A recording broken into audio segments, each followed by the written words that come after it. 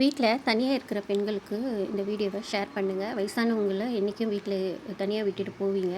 இப்போ ஆண் பெண் 2 பேரும் வேலைக்கு போகிறதுனால வீட்டில் யாரும் அவ்வளோவா இருக்க போகிறதில்ல. ஒரு 10 மணி ஆச்சுன்னா வீதியே உசோன்னு ஆயிடுது. முக்கியமாக இந்த மாதிரியான பொம்பளைங்க வீட்டுக்கிட்ட வந்து காசு கேட்டாலோ இல்லை புடவை கேட்டாலோ சாப்பாடு கேட்டாலோ தண்ணி கேட்டாலோ யாரும் கதவை திறந்து வந்து கொடுக்க வேணான்னு சொல்லிடுங்க. இந்த அம்மா சுத்தீரம் யாருனா இருக்காங்களான்னு பார்த்துட்டு மெதுவாக உள்ளே போகிறதுக்கு ட்ரை பண்ணாங்க. உள்ளேருந்து ஆள் வெளியே வரவோ அப்படியே அமைதியாக கிளம்பி போய் நீந்துட்டாங்க.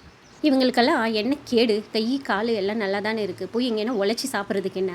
இதுங்கெல்லாம் பிச்சை எடுக்கலாம் வர்றதில்ல. ஒரு 1 வீக் முன்னாடி அப்படி தான் ஒரு 2-3 பேர் இந்தமாரி கும்பலாக சேர்ந்துட்டு போயிட்டு வந்துட்டு இருந்தாங்க. சரி, நான் கவனித்தேன். பட் நான் அதை எதுவும் இது பண்ணிக்கல.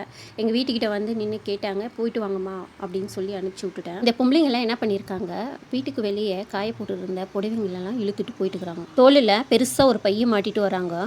என்னென்ன கிடைக்குதோ கண்ணில் கிடைக்கிறதெல்லாம் எடுத்து அந்த பையில் போட்டுன்னு கிளம்பி போயிட்டே இருந்துடுறாங்க. துணி வரைக்கும் போனால் பரவாயில்ல, ஆனால் இவங்கெல்லாம் நோட்டமிடுறதுக்கு தான் வர்றது. எந்த வீடு பூட்டிகிட்டு இருக்குது, எந்த வீட்டில் ஆள் இருக்காங்கன்னு பார்த்துட்டு போய் திருட்டு பசங்களுக்கு தகவல் கொடுக்குறது. அப்படி தான் கொஞ்ச நாளுக்கு முன்னாடி பூட்டியிருந்த வீட்டை உடச்சி உள்ளே இருந்து நகை பணம் எல்லாம் திருட்டு போயிடுச்சு. இந்த மாதிரி ஆளுங்கள்லாம் ஊருக்குள்ளே பார்த்தீங்கன்னா ஒரு 4-5 பேர் ஒன்றா சேர்ந்து திட்டி விரட்டி விடுங்க. அப்போ தான் இன்னொரு டைமு இவங்கெல்லாம் கிளம்பி வரமாட்டாங்க.